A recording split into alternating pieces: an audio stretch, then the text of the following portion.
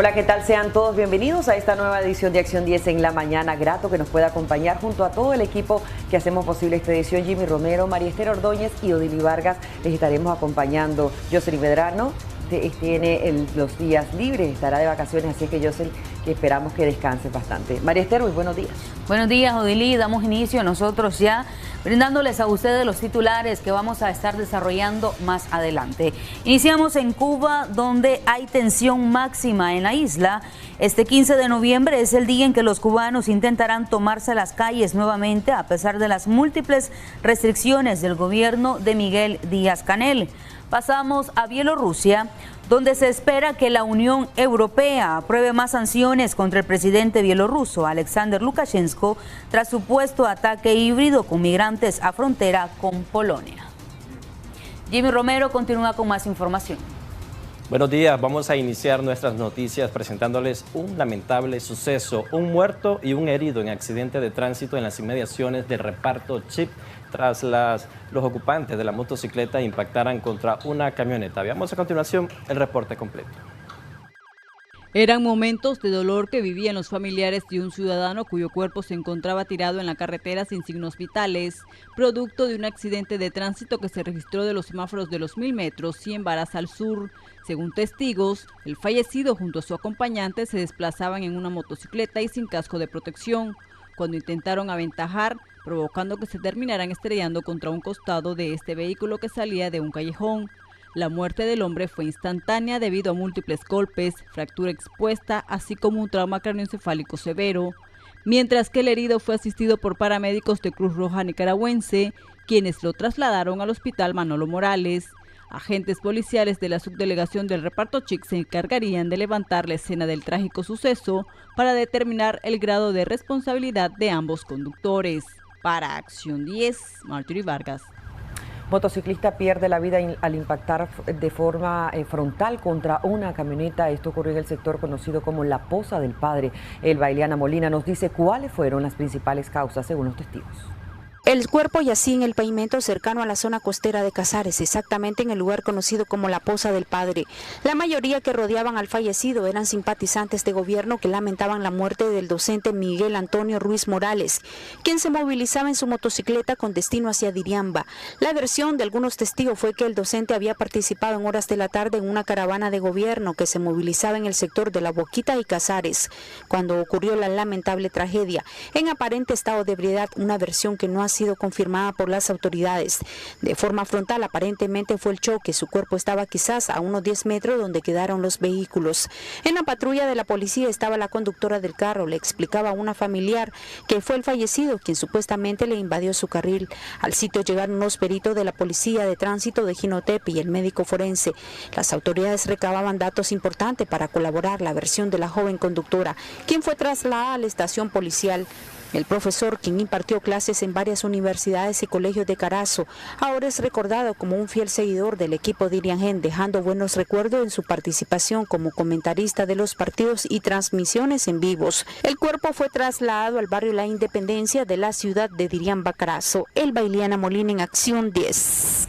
La temida cuesca de la Cucamonga sobre la carretera Panamericana Norte entre el municipio de Estelí y Condega fue escenario de un accidente de tránsito luego de que el conductor de un furgón cargado de salsa de tomates perdió el control del pesado automotor.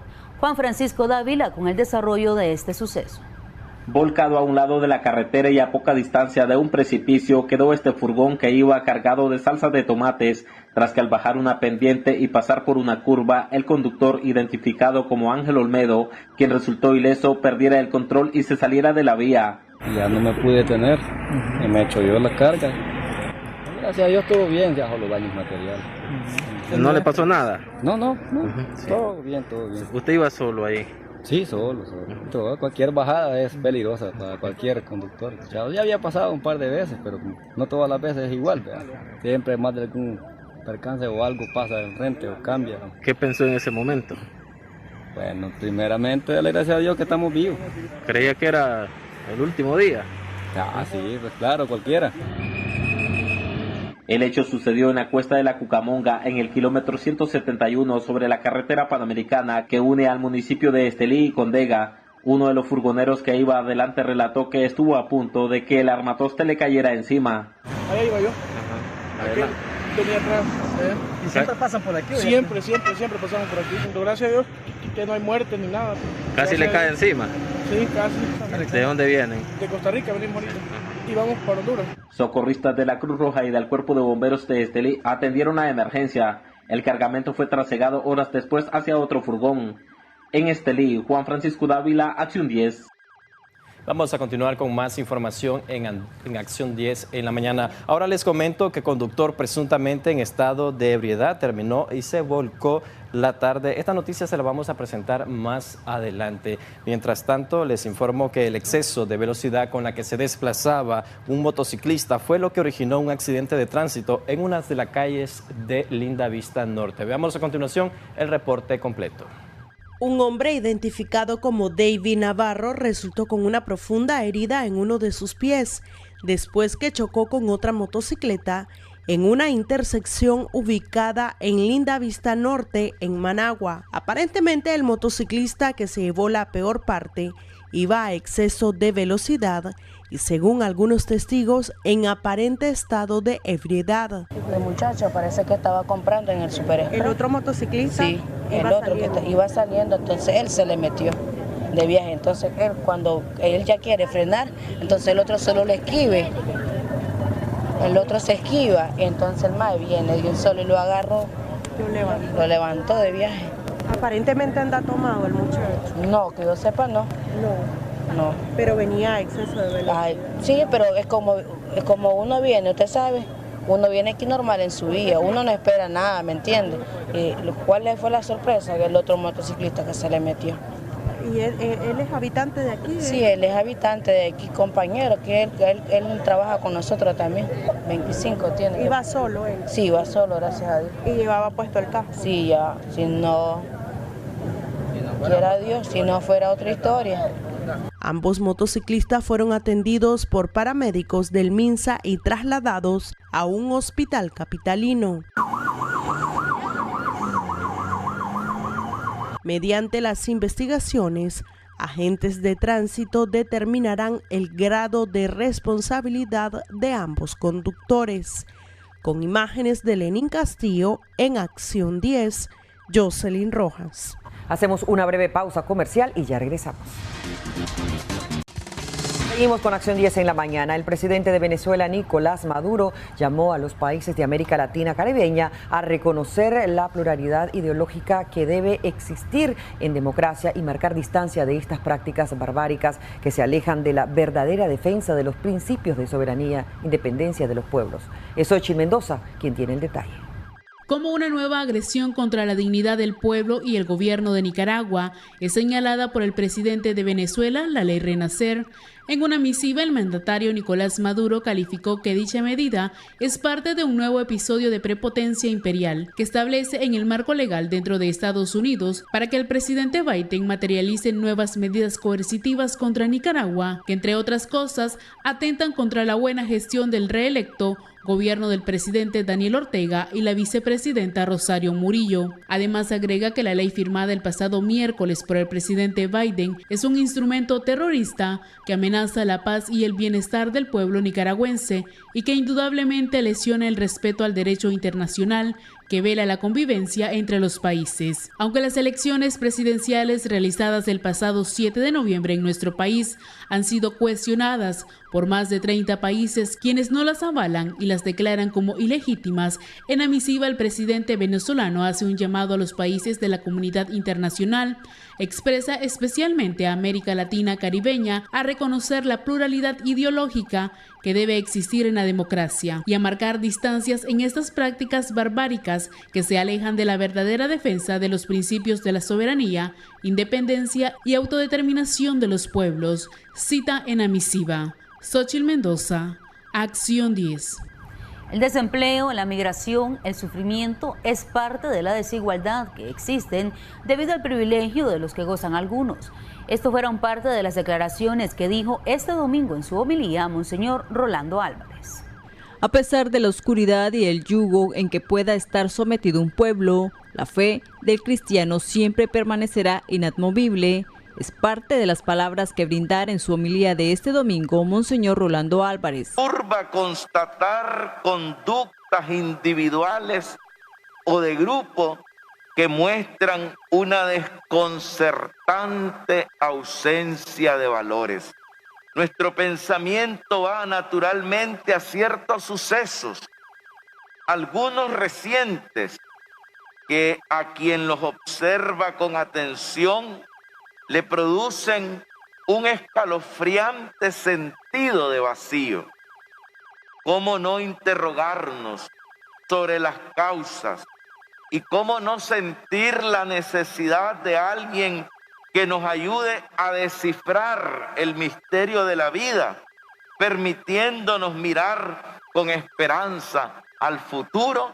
El empobrecimiento, el desempleo y la migración es producto de la corrupción, de la desigualdad e inequidad de algunos. Parece que se está imponiendo la idea que los pobres no solo son responsables de su condición, sino que constituyen una carga intolerable para un sistema económico que pone en el centro de los intereses algunas categorías privilegiadas. Los de abajo deben estar unidos pese a las tempestades y la esperanza de un mundo mejor. Para Acción 10, Marjorie Vargas. Noticias internacionales, nos trasladamos nuevamente a nuestro país y es que 2 jóvenes murieron la noche de este pasado viernes durante un festival de los ahuizotes en Masaya. Todo esto tras darse una trifulca entre grupos juveniles. Más detalles en el siguiente reporte que nos brinda Marjorie Vargas.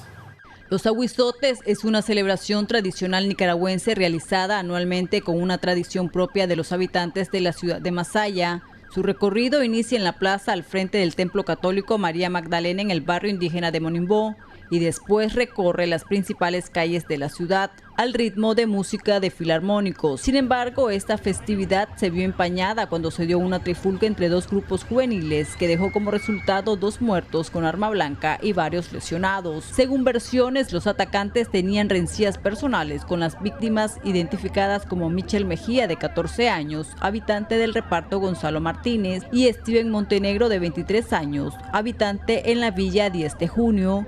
Uno de los fallecidos llegó en busca de ayuda a la estación policial, donde cayó desangrado. El herido fue identificado como Carlos Mejía, de 22 años, quien fue llevado al Hospital Humberto Alvarado de Masaya. Por el doble asesinato está una persona detenida. Pese a la tragedia registrada la noche de este viernes, las festividades continuaron.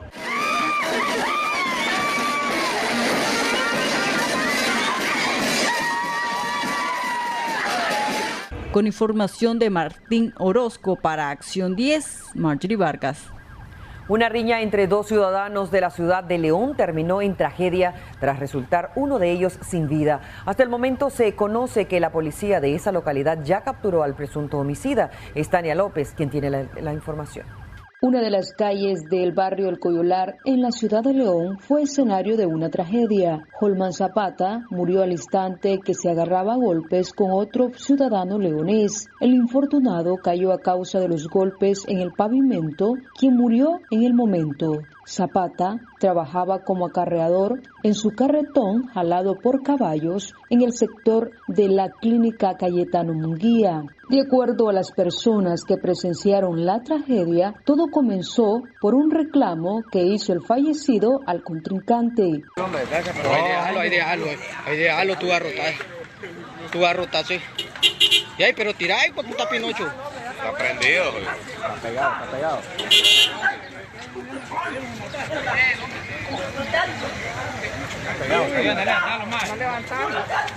En Acción 10, Daniel López. 3 personas resultan con golpes leves tras registrarse un volcón en una de las calles del barrio Selinchible, en Carretera Norte. Marjorie Vargas estuvo en el lugar y este es su reporte. El susto de su vida se llevó doña Rosa Chavarría tras verse involucrada en un accidente de tránsito, cuando junto con su nieta venían de hacer unas compras. Al llegar de la Parmalat 2 cuadras al norte, la caponera en la que viajaban colisionó con este camión que, según versiones, venía a exceso de velocidad y al tratar de esquivarlo se volcó, resultando con golpes leves el ayudante José López. Caponera que yo venía. ¿Qué le pasó?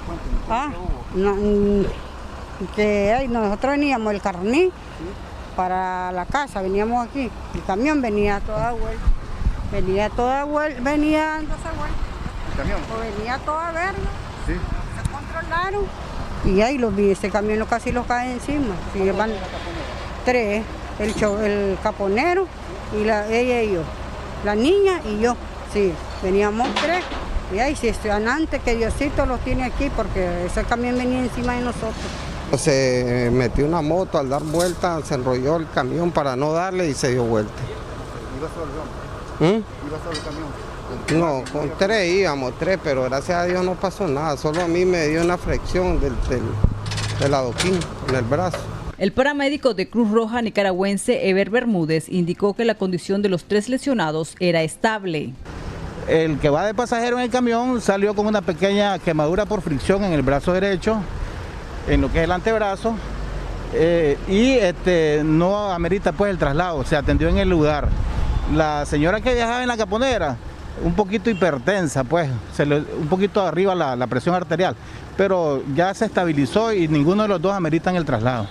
Recuerde que la mejor manera de evitar accidentes es respetando las señales de tránsito, ser cortés y manejar a velocidad moderada.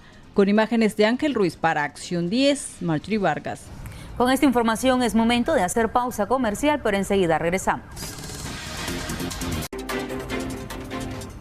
Muchas gracias por continuar en nuestra sintonía.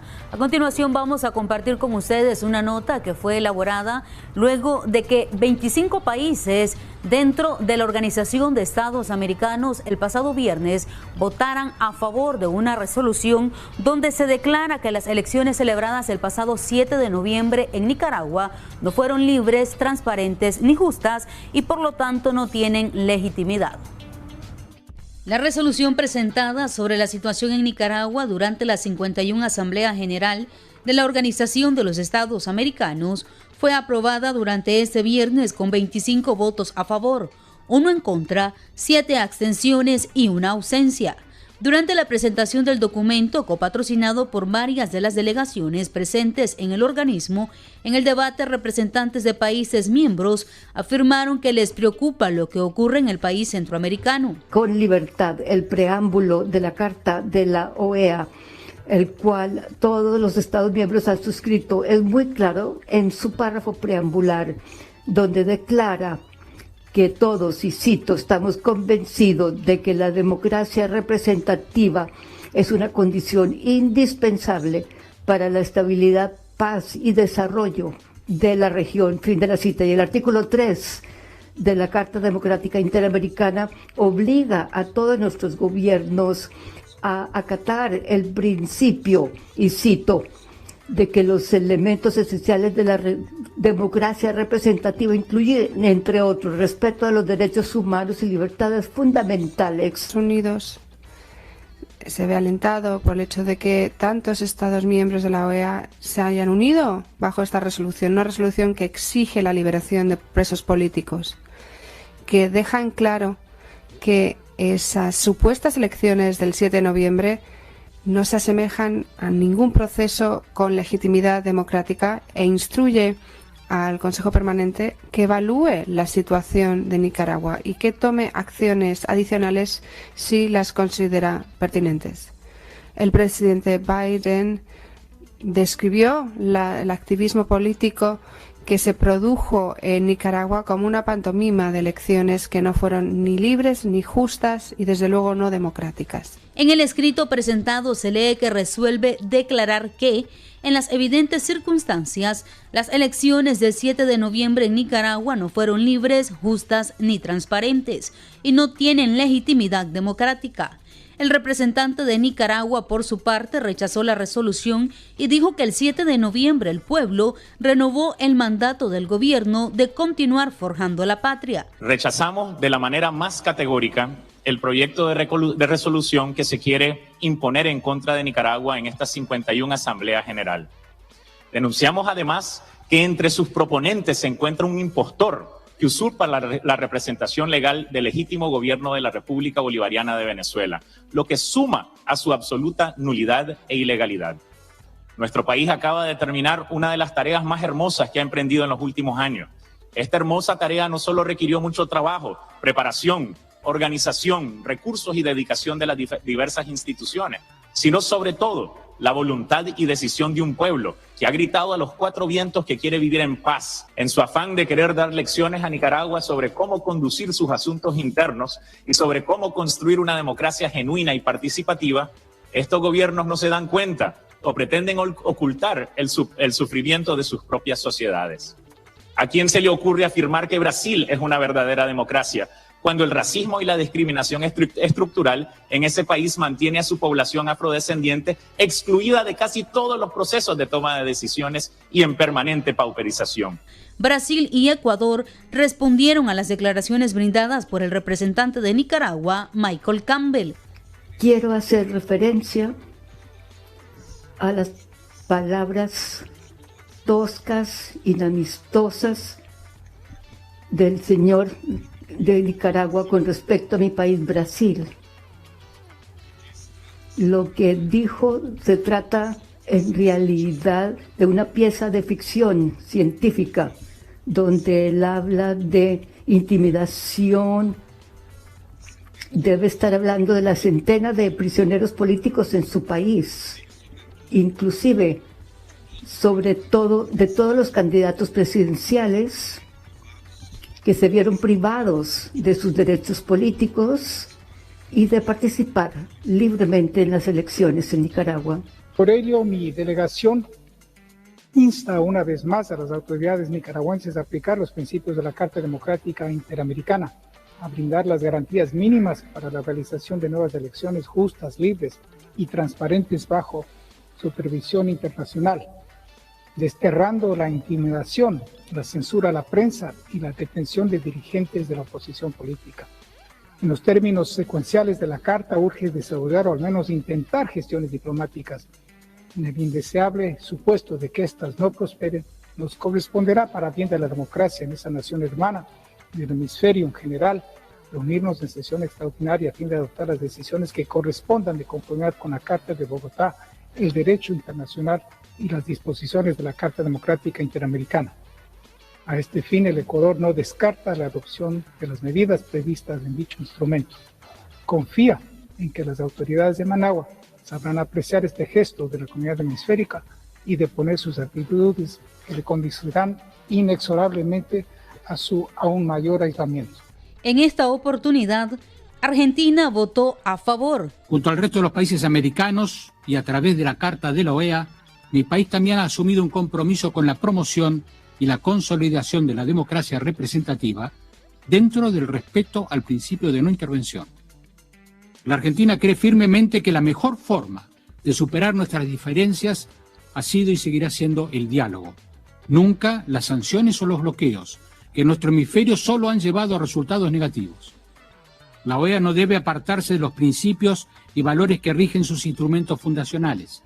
La capacidad que demuestra esta organización para retomar el camino de una cooperación entre iguales y basada en el respeto definirá, sin duda, los niveles de consenso, implementación y éxito de sus acciones.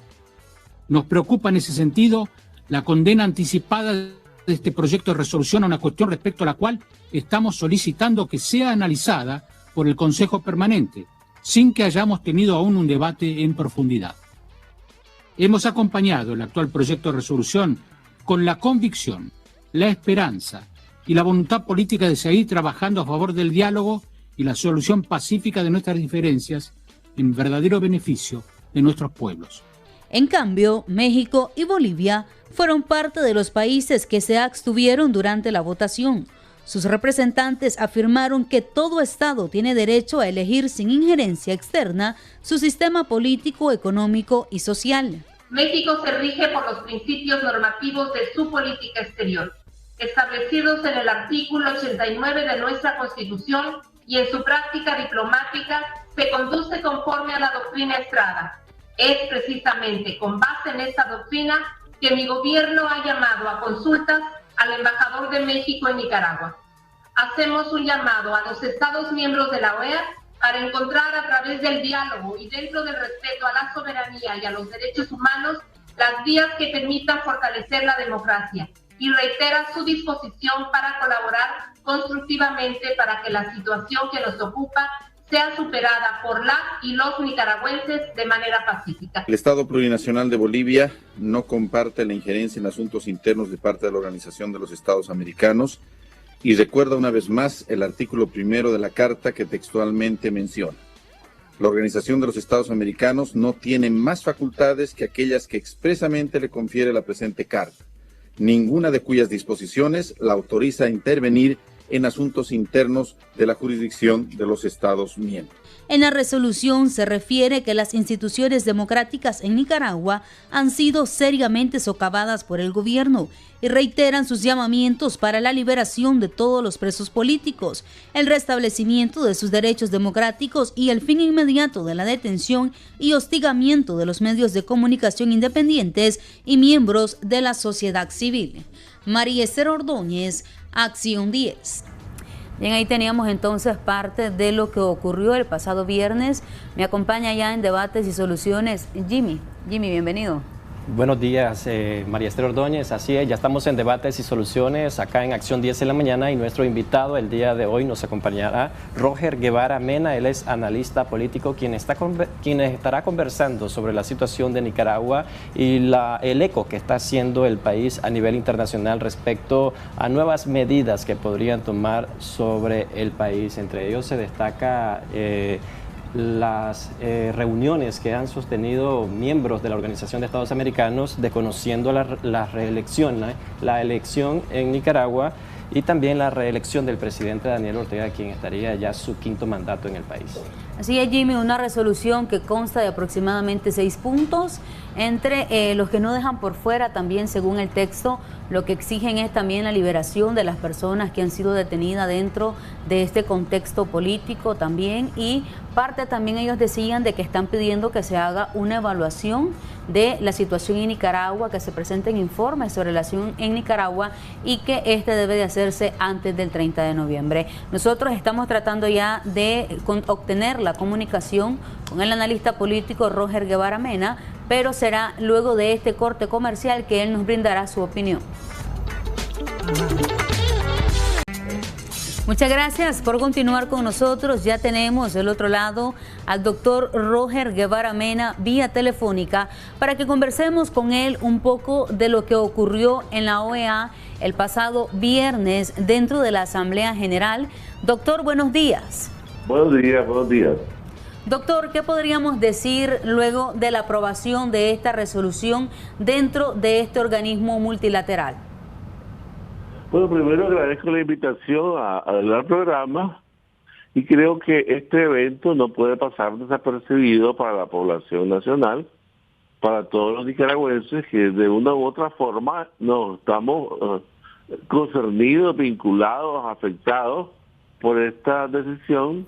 Y por supuesto nos damos cuenta de que la política exterior de Nicaragua ya dejó de estar en manos de los nicaragüenses, sino que está en manos ahora de la comunidad internacional.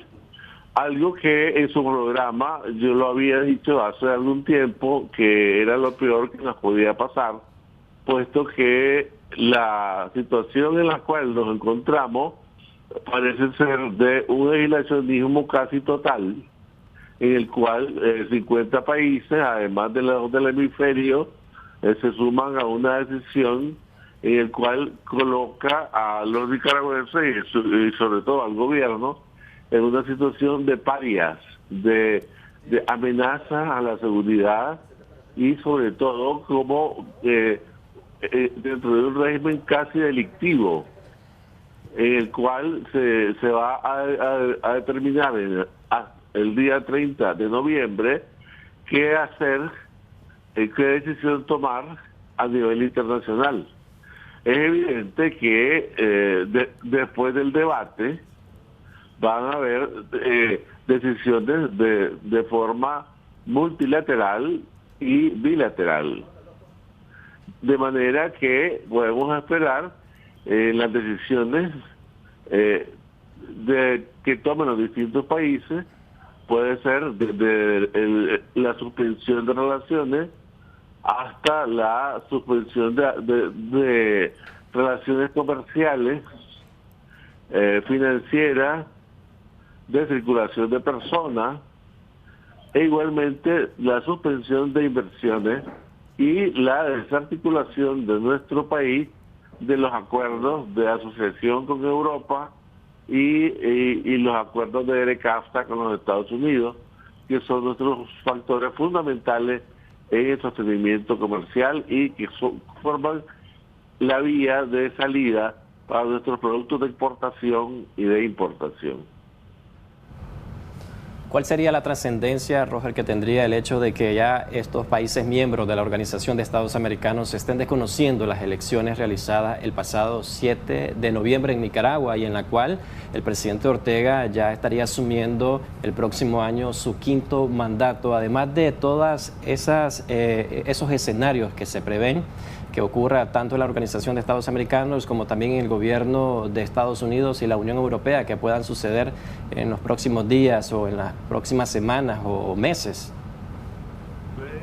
Yo creo que es lógico que después del no reconocimiento de un proceso eleccionario equivale a desconocer su resultado.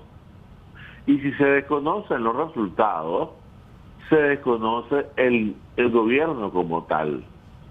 Y si se desconoce el gobierno como tal, no hay ningún tipo de relaciones y las sanciones que puedan tomar de forma unilateral o bilateral los países miembros de la comunidad internacional, Nicaragua no tiene foro donde recurrir, puesto que va a estar fuera de todos esos foros, tanto a nivel comercial como a nivel político, como a nivel jurídico. Por lo tanto, son medidas muy serias las que posiblemente tomen, que van a afectar al ciudadano en nuestra vida diaria, puesto que va a haber como consecuencia una disminución del empleo y va a encontrarse el país en una situación de aislación en la cual los ciudadanos comunes y corrientes, así como el gobierno, se verán duramente afectados. ¿Y estas decisiones ya se podrían considerar como un aislamiento en el caso del gobierno de Nicaragua, o qué escenario se podría esperar durante los próximos meses, como le estaba comentando? Yo creo que es difícil estar en una bola de cristal sabiendo lo que la comunidad internacional va a hacer, pero sí podemos prever de que un país pequeño, sin aliados, sin dinero y sobre todo con advertencias serias del resto de países vecinos y afectado por la falta de institucionalidad al interior, va a producir una situación en la cual Nicaragua, siendo desconocida de sus autoridades, se transforma únicamente en un territorio que lógicamente da la oportunidad a cualquier país para ocuparlo, utilizarlo y a sabiendas de que no hay foro en el cual la población del territorio pueda recurrir, puesto que no tiene reconocimiento internacional.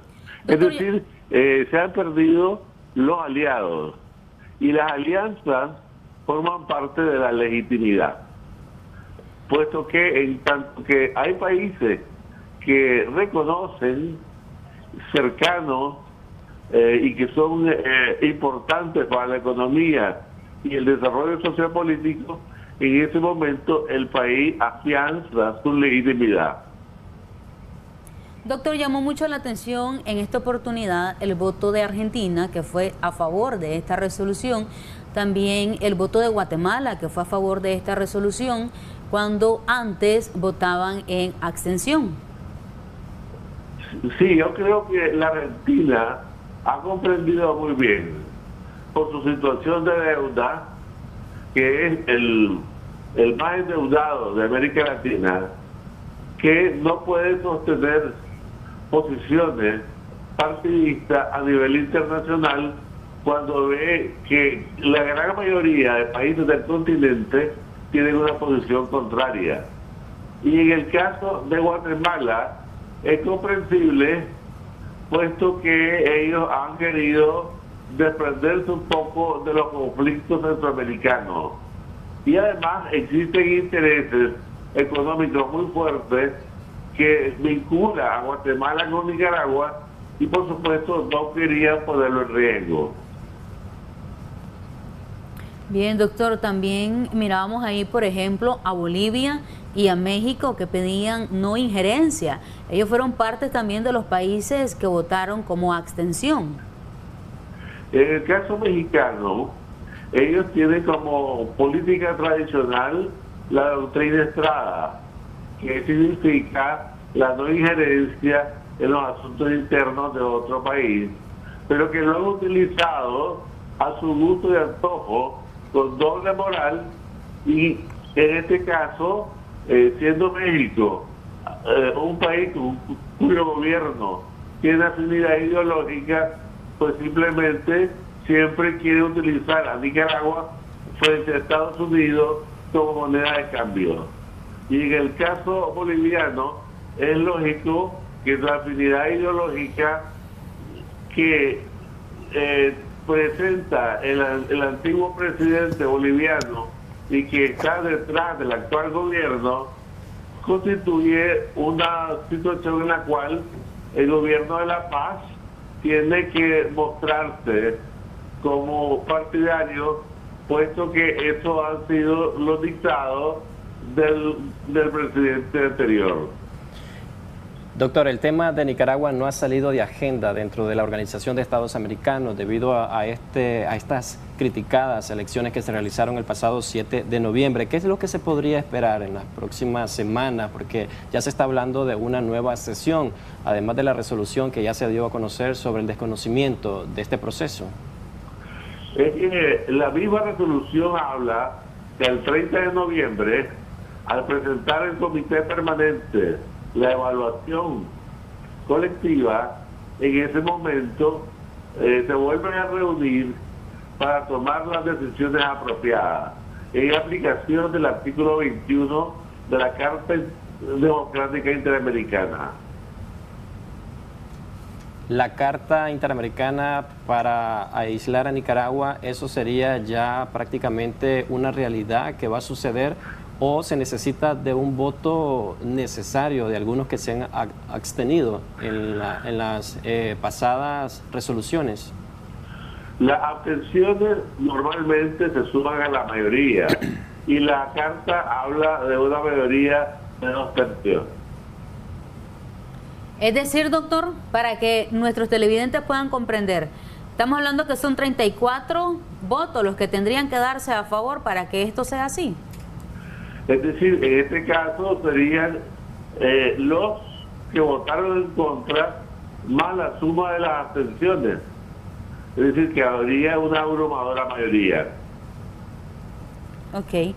Doctor, el texto aprobado el día viernes, parte de este textualmente dice: ignorando todas las recomendaciones de la Organización de Estados Americanos, las iniciativas diplomáticas llevadas a cabo por el organismo para promover la democracia en Nicaragua no han tenido éxito por haber sido ignoradas por el gobierno de Nicaragua. Esto podría ser de que ya hay un paso más allá de la diplomacia. Recordemos que usted, que fue embajador también de nuestro país, a veces nos cuesta entender un poquito el aumento o cómo es que se va procesando la diplomacia. ¿Hay un periodo preparado para cada cosa o esto tiene que ir con paciencia, con mesura? En la diplomacia y en relaciones internacionales hay plazos, hay consideraciones, hay visiones estratégicas, hay relaciones personales y todo juega en un plan de alianza de conjunto. Y en este caso vemos que el gobierno actual de Nicaragua ha perdido alianza, ha perdido amigos, ha perdido vecinos y sobre todo su orientación política exterior ha estado destinada a enfrentar más que a ser partícipe y colaborar con la comunidad internacional. Y antes que se vaya a convocar a una nueva sesión, ¿qué se podría esperar del presidente Daniel Ortega, en este caso del gobierno, ¿Habría algún gesto para revertir medidas nuevas que podría tomar en conjunto los países miembros de este órgano político? De ahí a veces hablar sobre lo que puede hacer o lo que se debe hacer, después te dicen cualquier cosa, ¿verdad? O te toman represalia. Pero indudablemente en Cancillería ellos deben saber, como responsables de lo que está pasando, qué es lo que se debe hacer, puesto que lo que yo les diga para ellos no tiene ningún valor. Entre la resolución se está demandando la liberación de los presos políticos. ¿Eso podría ocurrir antes del 30 de este mes? Debería de haber ocurrido. Lógicamente, el gobierno tiene que saber que las demandas que están planteadas en la comunidad internacional son las mismas desde el principio y que tienen que comenzar por darle solución a estas demandas para encontrarle solución a la decisión internacional. Doctor, la posición en este caso del gobierno de Nicaragua, veíamos ahí las declaraciones que brindaba Michael Campbell, donde rechazaba esta resolución. ¿Podría ser esta una posición favorable para nuestro país? O me gustaría que usted nos explicara también qué ganancia tienen los países que están dentro de la OEA y qué significaría que un país no sea miembro de este organismo. Mira, en el caso de que Nicaragua lo rechace, después de una mayoría como la que se presentó, no tiene ningún valor. Y Nicaragua simplemente debería entrar a una negociación agresiva, audaz, con planteamientos nuevos, con cambios evidentes y promesas verificables, para poder reorientar lo que ahora se presenta como una amenaza inminente de aislacionismo. ¿Cuánto tiempo podría sostener el presidente Ortega el hecho que mencione que la comunidad internacional está interviniendo en asuntos internos del país? Él lo ve como una amenaza a la soberanía nacional y también como injerencia. Si el presidente Ortega fuera quien construye el derecho internacional, estamos de acuerdo, pero el derecho internacional y su aplicación la determina el conjunto de países que forman la comunidad internacional, y ellos ya han definido qué cosa es injerencia y qué cosa es colaboración con algún país afectado. Por otro lado, doctor, sí vemos también de que aún hay países que brindan su apoyo, que brindan su respaldo a el gobierno del presidente Daniel Ortega. Por ejemplo, ya, se han hecho públicas diferentes felicitaciones. Por un lado, países, ¿verdad? Grandes países como la de la Unión Europea, Estados Unidos, Costa Rica, Guatemala, República Dominicana, Ecuador, Colombia, Chile, que dicen no reconocemos los resultados de los comicios electorales realizados el pasado 7 de noviembre, pero vemos también por otro lado a países que continúan brindando el apoyo al gobierno de Nicaragua. Rusia, teníamos también de Corea del Norte, Kim Jong-un, quien envió un saludo de felicitación al gobierno. Yo creo que lo que le interesa al pueblo de Nicaragua son los aliados que cooperan en su desarrollo y que tienen capacidad económica y solvencia política para ser amigos de nuestro país.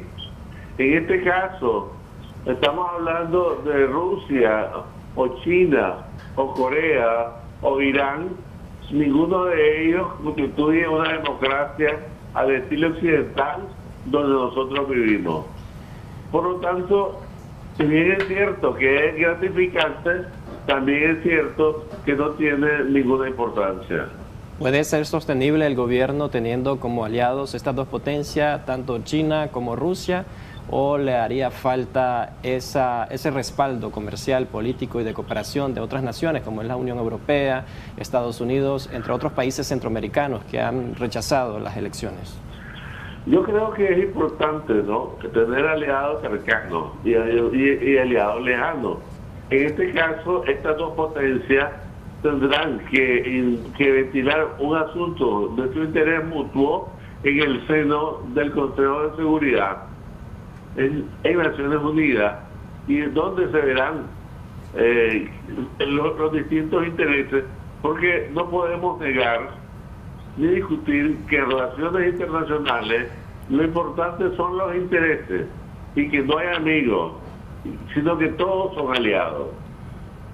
Doctor, muchos de los países durante los debates que se estaban dando dentro de la Asamblea General de la OEA, escuchábamos también la opinión que daban los observadores internacionales, por ejemplo Suiza, Italia, Francia, que también decían de que tenía que repetirse o que habría que hacer nuevamente este proceso electoral. ¿Esto podría ser viable? ¿Cuánto tiempo podría darse para que nuevamente ocurra este hecho? Yo creo que es siempre viable, siempre que haya voluntad política de hacerlo y que no se sienta que el poder le corresponde por herencia o como botín de guerra. En este caso, una posible opción que ha señalado la comunidad internacional es realizar elecciones generales el próximo año junto con las municipales, de manera que esas elecciones a nivel total sean lo que determine la legitimidad del nuevo gobierno, y tendría todo el año para hacer las modificaciones que se están señalando y dejar que los partidos y los líderes actúen de acuerdo a su popularidad, a su programa y a sus objetivos. De esa forma volveríamos a una situación seminormal. Según usted, las tácticas de tiempos que ha venido implementando el presidente Ortega a lo largo de estos años 2018, 2019, 2020, ¿y qué podría pasar en el 2021? Sabemos que la Secretaría de la Organización de Estados Americanos ha demandado desde ya un nuevo proceso electoral. ¿Eso ocurriría? ¿Ese escenario se vería el próximo año 2022? Es decir, serían unas elecciones que se anuncien para la fecha de las elecciones municipales, que sería el 2022. Por lo tanto, creo que es una de las opciones que todavía existen y que podría estudiarse para ver su viabilidad. Esa opción podría convertirse en un hecho, pero ¿qué tan posible es que el presidente Ortega siga ganando tiempo para terminar su periodo una vez que asuma el próximo 10 de enero nuevamente el poder?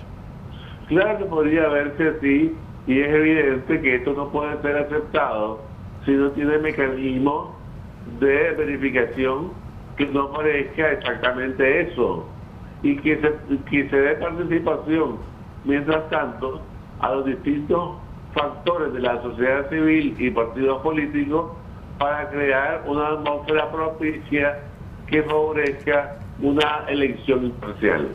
A su criterio, ¿qué daría salida a la actual crisis que enfrenta Nicaragua? ¿Las elecciones o unas nuevas elecciones o el diálogo que ha llamado el presidente Ortega a todos los sectores nicaragüenses, que posiblemente se podría dar el próximo año? Hay varios caminos, pero no me atrevo a determinar ninguno, puesto que la forma de actuar del presidente Ortega son muchas veces imprevisibles. Doctor, nos llama la atención algo.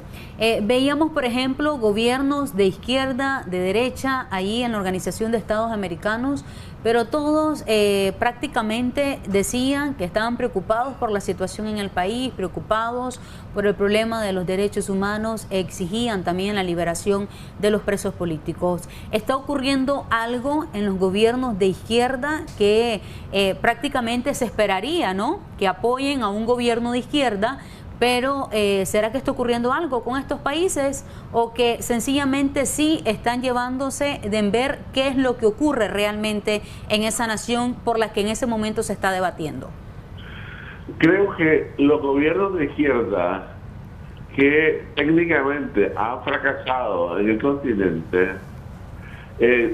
tratan de mantener su clientela política y lo hacen en la defensa de los derechos humanos, como una manera de acercarse al votante.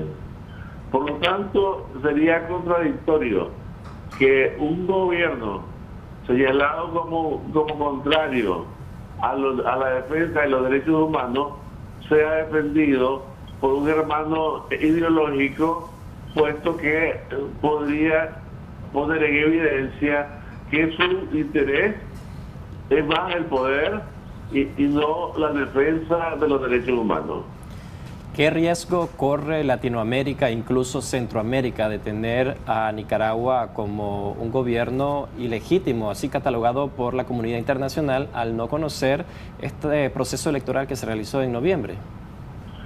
Creo que es muy peligroso, puesto que sin el paraguas político de la OEA se dan situaciones diferentes en los cuales se le puede señalar actos y hechos políticos abiertos y encubiertos que consideren una alta peligrosidad de ese gobierno y, por supuesto, determinen acciones bilaterales o multilaterales con conocimiento de que el organismo político no va a intervenir, puesto que ya dio previamente una separación de su cuerpo político. Doctor, ¿qué podría ganar Nicaragua en una relación con Kim Jong-un? ¿Cuál sería ese beneficio?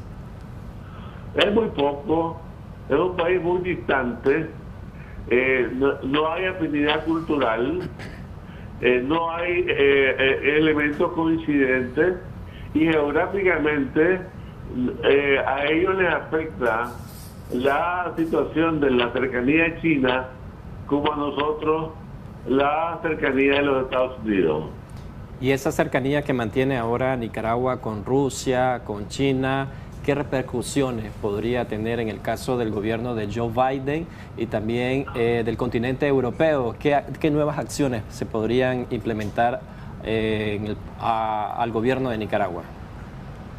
Creo que esto de la OEA suelta a los distintos países para que tomen las decisiones que mejor les parezca.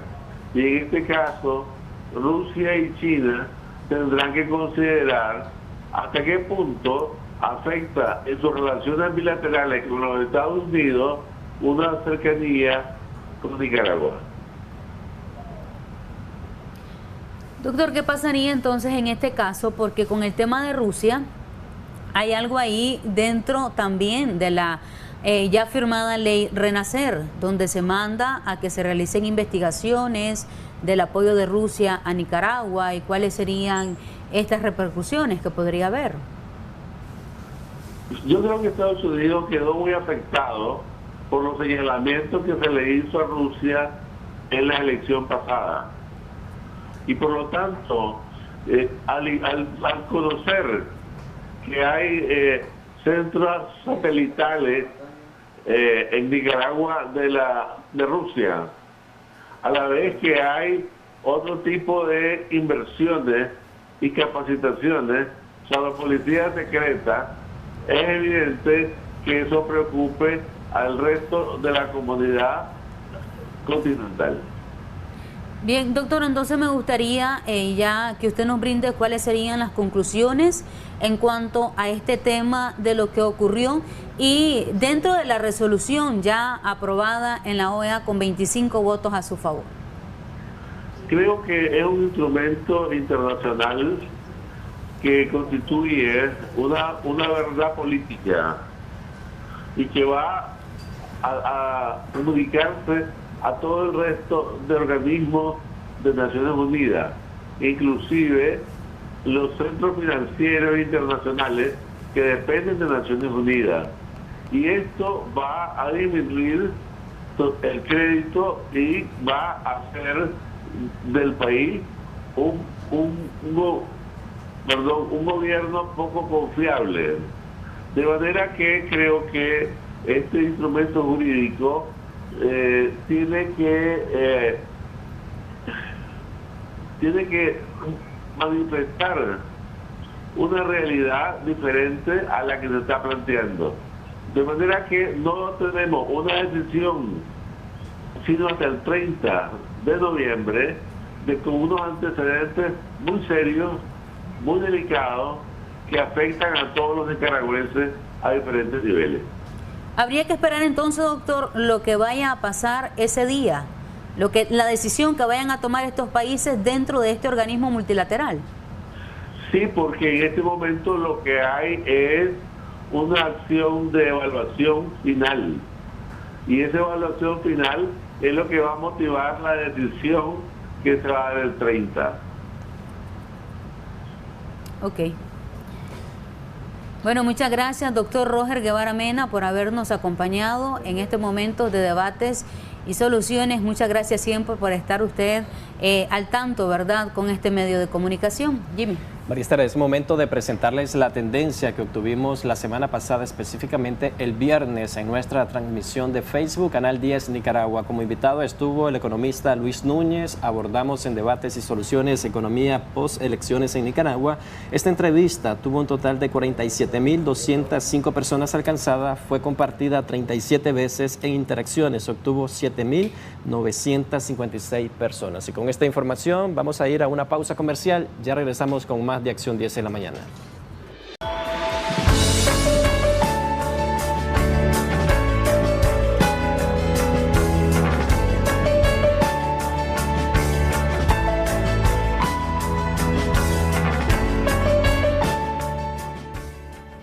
Seguimos con más en Acción 10 en la mañana y nosotros pues tenemos vía telefónica a nuestro especialista, nuestro ginecólogo doctor Bismar Somarriba, para hablar un poco sobre ovarios poliquísticos. Tenemos breves problemas técnicos, pero vamos a hacerlo vía telefónica. Doctor, muy buenos días, gracias por acompañarnos.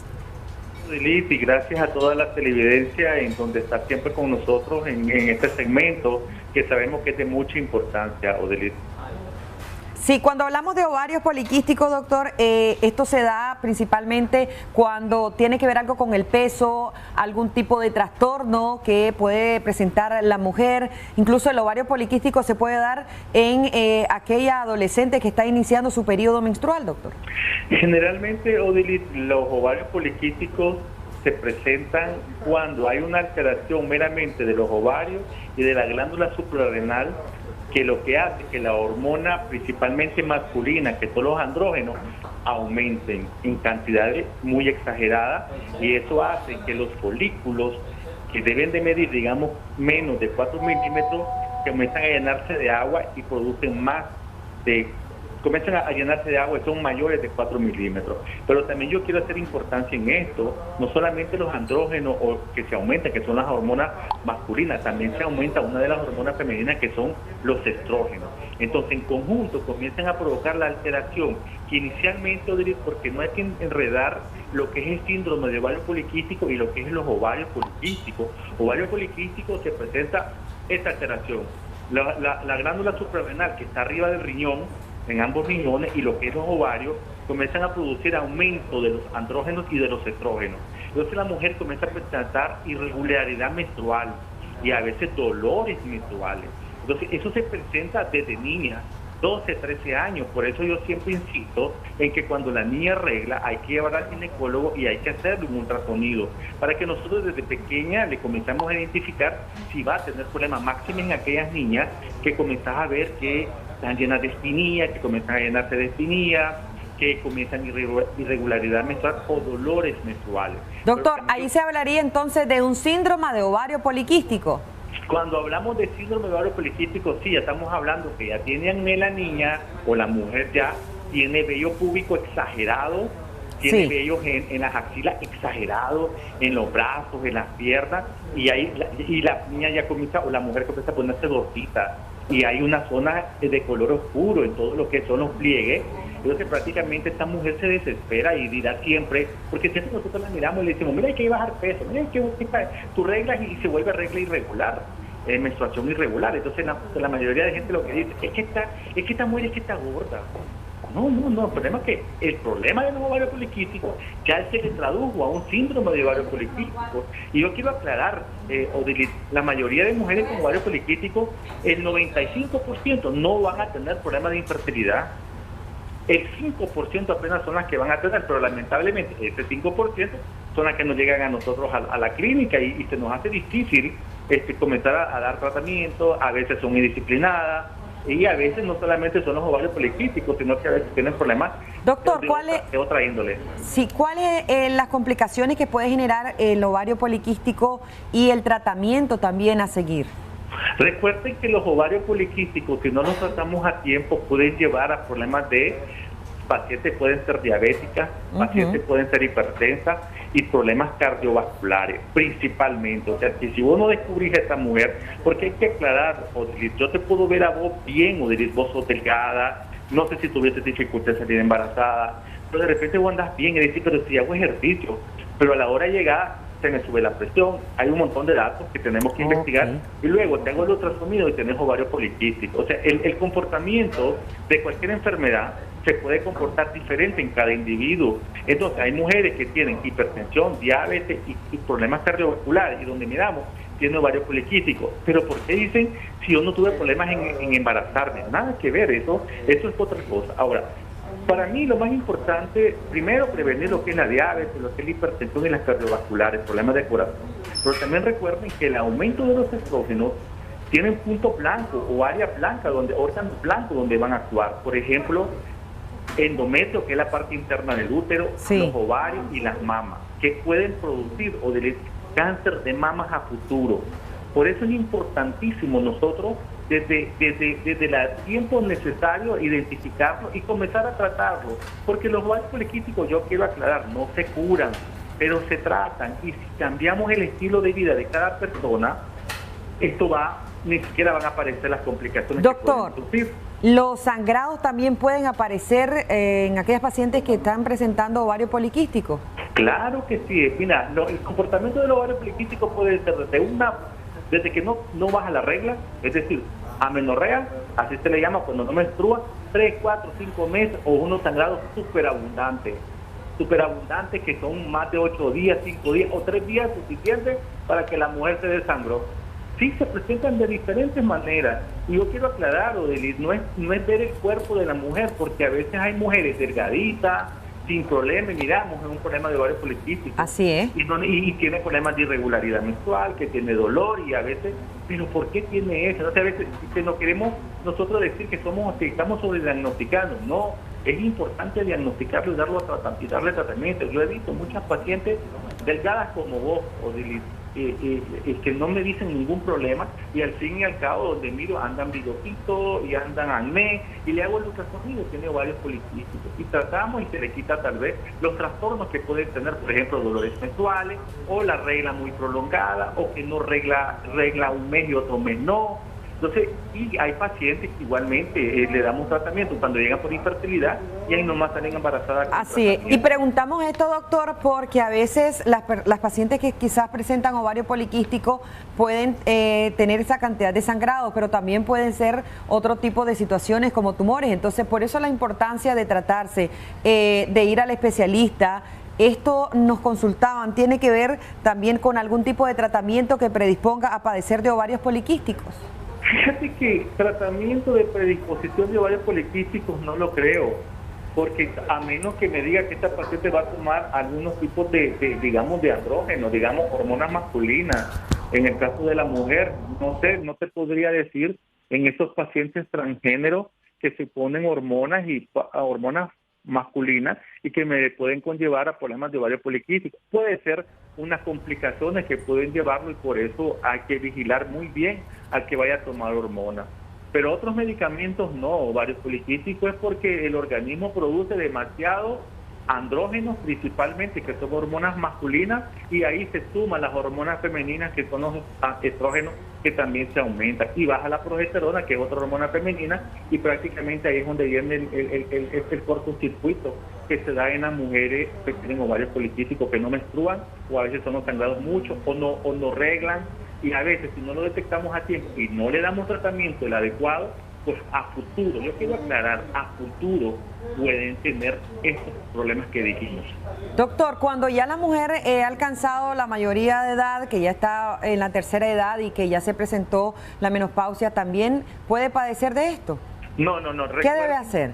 Recuerden que los ovarios poliquísticos se dan en la etapa de vida sexual reproductiva. Después de la menopausia no tienen por qué haber problemas de ovarios poliquísticos, porque recuerden que los ovarios dejan de funcionar. Sin embargo, también ya se asocia a otros problemas, porque puede ser, lamentablemente, Odilis, nosotros no tenemos estadísticas que nos puedan determinar y decir que este grupo de mujeres que tuvo un cáncer de ovario, porque recuerden que los cánceres de ovario se pueden presentar después de la menopausia, que es muy frecuente.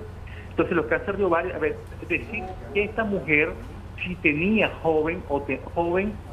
si padecía de ovario poliquístico, no tenemos esas estadísticas, porque esta mujer nunca se checó, se dio cuenta que le fue creciendo el abdomen y hasta después de 50 años, que ya no arreglaba, y desde cuando uno arregla, desde 5 años, entonces una posibilidad que esta mujer haya padecido de ovario poliquístico, que no le hicimos el diagnóstico, que no lo determinamos, o que la paciente nunca fue, pues son otros elementos que hacen que también sumen a los ovarios poliquísticos y que posterior presenta un cáncer de ovario. Pero ovarios poliquísticos es en la vida sexual reproductiva, donde las hormonas andan muy bien, es donde se presentan el problema de los ovarios poliquísticos. ¿Cómo no? Recomendaciones, doctor, para nuestras amigas televidentes que nos están sintonizando y que quizás hasta el momento no han visitado al ginecólogo o no le han hecho saber, porque eso es algo muy importante, comunicarle a nuestro ginecólogo algún tipo de complicaciones o padecimientos que nosotros tengamos, alguna sintomatología en relación a esto, porque es algo que se puede padecer en cualquier momento, quizás no toditas, pero hay que estar siempre vigilante y la medicina debe ser también preventiva.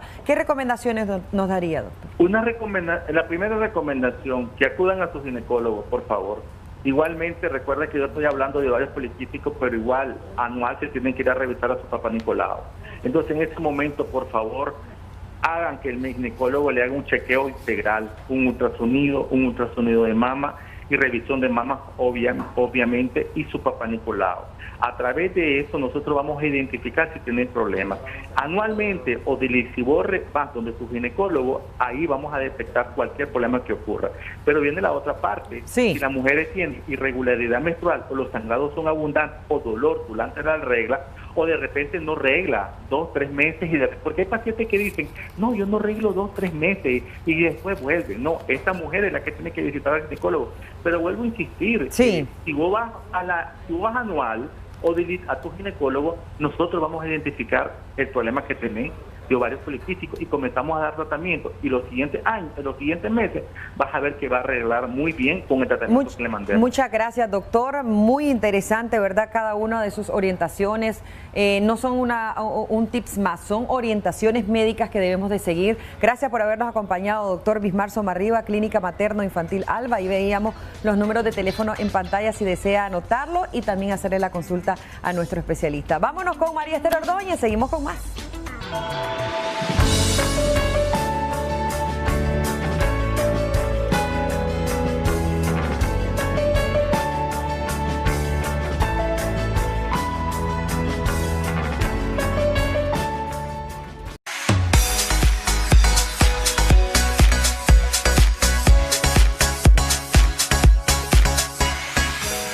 Entramos en una de las temporadas más felices del año para muchas personas, y esto es porque reciben el aguinaldo y ese dinero extra que tanto han estado esperando. Vamos a hablar en estas 3 cápsulas de aguinaldo, gastos y deudas. Así que quédese y vamos a escuchar cómo podemos utilizar mejor ese dinero extra. Vienen las temporadas altas y aquí muchas personas se desubican. Piensan que todo está en oferta y todo lo necesitan y todo lo quieren.